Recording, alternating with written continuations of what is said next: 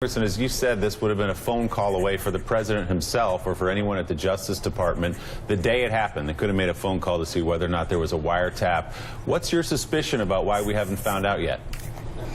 Well, my suspicion was that, of course, the president made this baseless claim, I assumed from watching something on TV or getting some tidbit of information and deciding that, this has served him well throughout his life, lobbying these baseless accusations, and there's been no price that he's had to pay, so why not?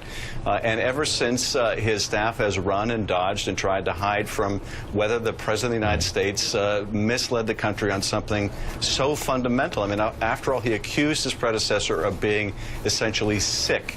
And I think if you look at what Sean Spicer has said, he said there's no reason to believe that the president was the subject of a court-approved wiretap. At the same time, Spicer has said we fully believe that he was tapped. So he is essentially saying the FBI must have been engaged in some kind of a rogue operation. That's absurd. Well, I understand the White House, why they might be taking its time and slow walking, but why wouldn't the Justice Department be able to pick up the phone and tell you almost instantly whether or not there was a wiretap?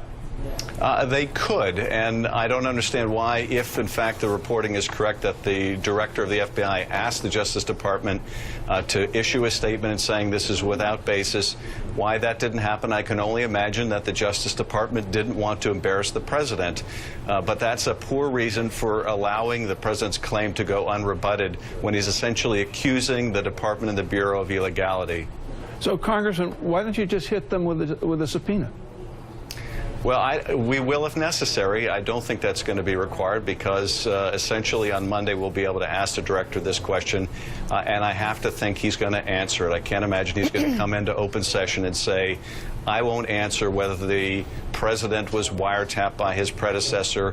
Obviously, the director of the FBI would be in a position to know he would have to have been involved.